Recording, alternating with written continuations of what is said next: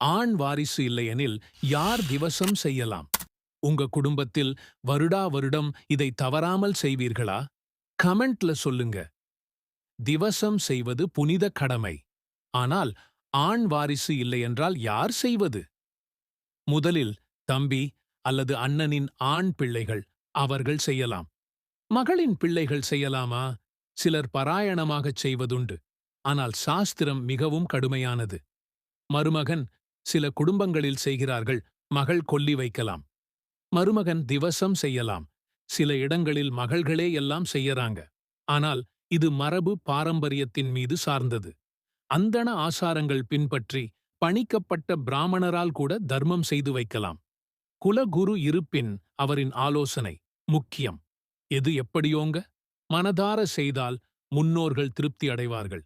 இதைவிட வேறென்னங்க வேண்டும்? வாரிசு இல்லாவிட்டாலும் வழிபாடு நின்றுவிடக்கூடாது.